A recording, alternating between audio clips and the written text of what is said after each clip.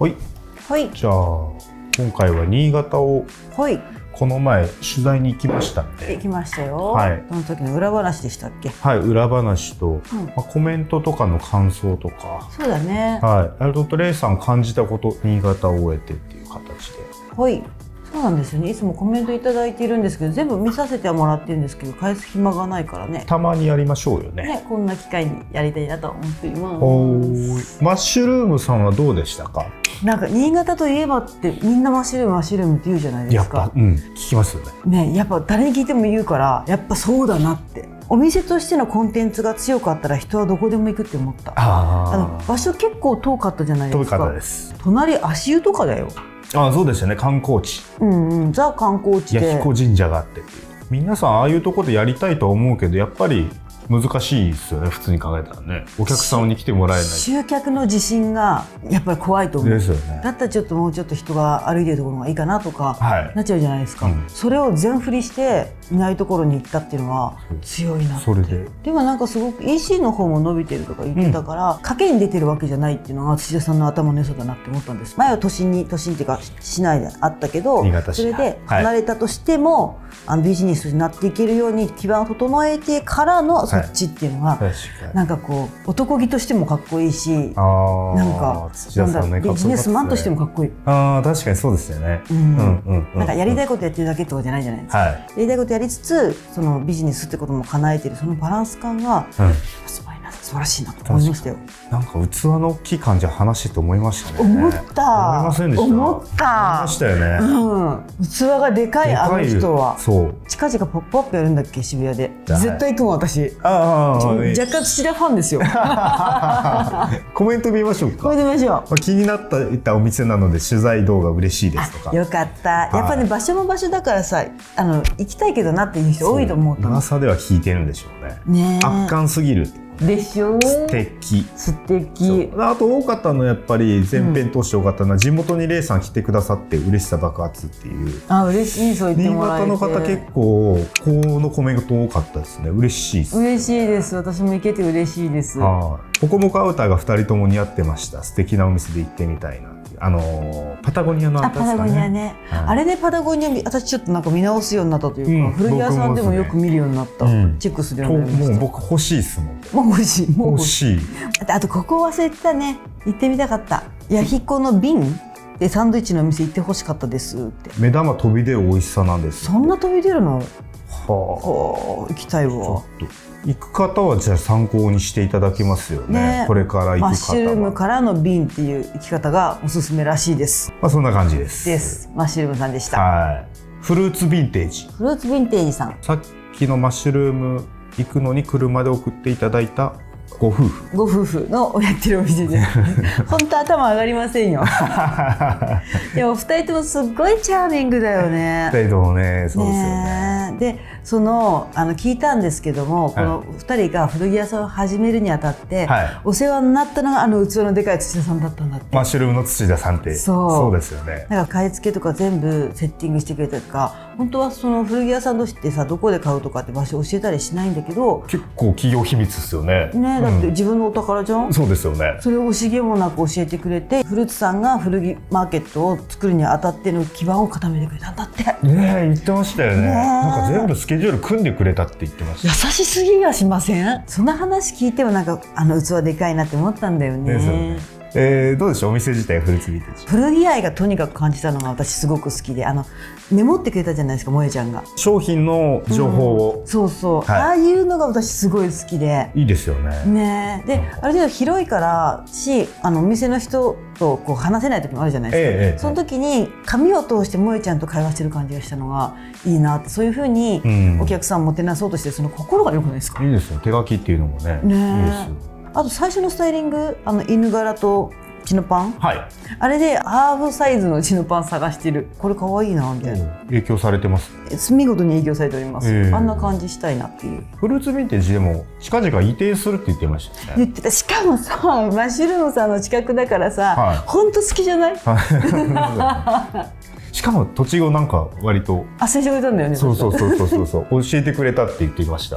優しすぎだね。まだ土田兄貴がの兄がまあ地域は変わらないけど場所は変わるっていうフルーツヴィンテージ。コメント見ましょうか。はい、いいセレクト T シャツ見に行きます。ぜひぜひ行ってやってください。フルーツさん大好きな最高のお店です。これからも行き続けます。やっぱ行ってる方が多いね。もっと見たいです、行きたいとか、行きたいコメント多いですね。行きたい3人ぐらいいらっしゃる。ぜひぜひ行ってみてください。絶対欲しいものが見つかるし、あとお値段もね、いい感じの値段、こなれた値段だから、ラルフ×ラルフが素敵でしたね。私あんまラルフ着てこなかったんだけど、行ってみたくなりました。ラルフにちょっと片足突っ込んでみたくなりました。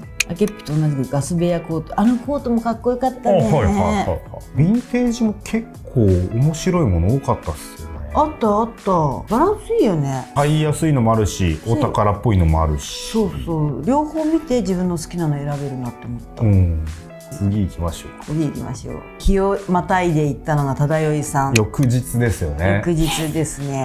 この前の日にね、みんなとご飯を食べたんですよね。忠頼のスタッフ水戸さんと山田さんとあとアフタースクールの根橋さんとご飯食べさせてもらったんですけど、なんだろう、地元の人しか行かない感じの居酒屋さん、そうですね、みたいな感じで、あと2軒目も日本酒がたくさんあるところ行ってみたいな感じ。忠頼はタイトルにもある通り、最初で最後の YouTube 取材、すごいよね。よく受けていただきまして、本当ですよ、ありがとうございます。本当にお店作りにね、すごくかける思いがすごい強いし、お客様に提案したい、こうなってほしいっていう気持ちもすごい強いからこそ、どう映るかが分かんない YouTube っていうのがやっぱり怖くもあるし、でもチャレンジでもあるってことなのかなと思っております。あと知らないブランド多かったですね。やっぱり多かった。本当に自分の色がすごく色濃く反映されてるお店かなって思った。個人店と言っていいんですよね、忠頼さん。個人店ですね。にしてはやっぱり大きいですよね、お店ね。大きいよ。新潟いいなーっていうか。ね、広々だよね。東京じゃちょっとなかなか難しそうですよね。この規模は難しいと思う。2階建てで。ね、だからお買い物するにはすごい地方遠征ってありだと思うんだよね。ゆっくり選べるし、なんかこういいですね。お客様との関係が密だしさ。水戸さんも可愛かったね。可愛かったですね。結構ファンの方多いっぽいです。インスタとか見てた。そうなんだ。でもよくインスタライブやるって言ってたもんね。いや、それファンになりますよ。何が気になりました、ブランド。一番面白かったテフテフ、ものづくりのこだわり具合が半端なくないですか。そうですね。蝶々採集専用のジャケット。そこまでコンセプトこだわり抜いてニッチなのって、バイイングする方もちょっとどうしようってなるじゃないですか。それを果敢にワンランク置いてあるってすごくないですか。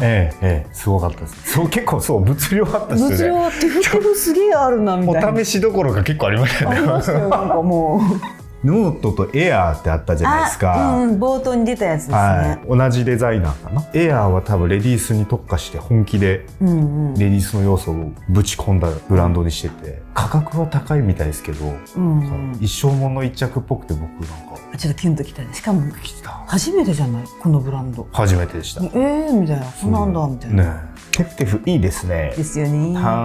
竹内さん、どちらのコーデもびっくりするほどお似合いでした。さらに垢抜けちゃう感じって言ってるよ。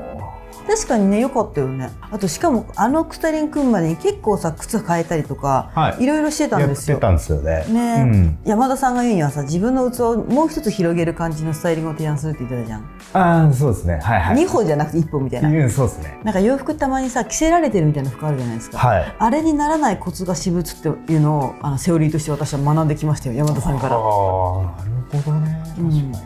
他はブルーグレーのシャツ、かっこいいし素敵な大人男子に見えました。あれがノノとかな。だね。独自のセレクトだですよね。独自しかないですね。なんかアケッピかっこいいのが多くない？ありがとうございます、本当に。そんな新潟出身の方、古町がなんかこんなになってるっていう方何人かいらっしゃいました。そうなんだ。僕もちょっと歴史知らないけど変わったんですかね。浦島太郎状態でって書いてあるよ。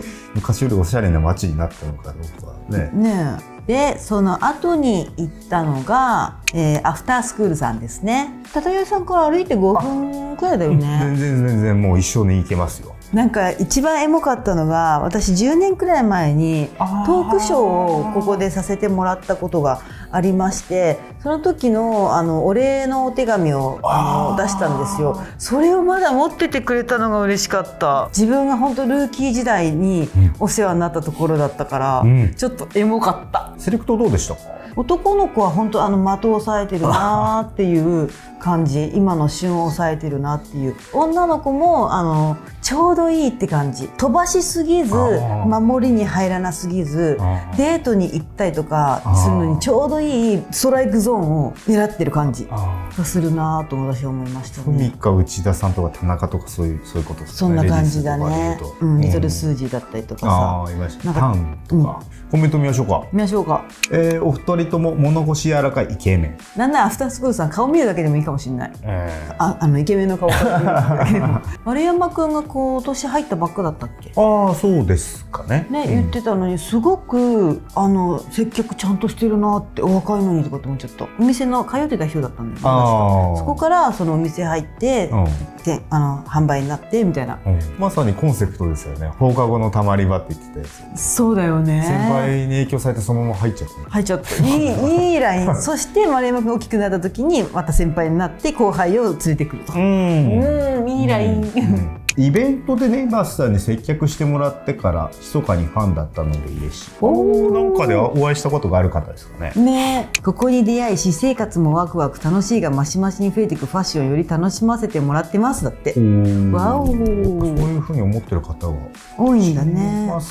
根橋さん、丸山さん、ライフスタイルを含めて提案してくださるスタッフですだって。だからやっぱりコンセプトで言ってるだけじゃなくて、やっぱ体現されてるっていう感じしますよね。新潟来てくださったのがありがとうっていう嬉しいですよね。でもそういうふうに言われてもっと行きたくなる。地方の人の受け入れてくれる感じが私はすごく心に染みますね。割と今年は行きますよね、明智さん。一応予定しているのが群馬県と名古屋にまたお楽しみですよね。このお店行った方がいいよっていう情報もぜひぜひお待ちしておりますので、よかったらコメント欄とかに書き込んでいてもらえたらなと思います。じゃあ群馬に行きますか。群馬行きますか。そろそろじゃあ群馬行ってきます。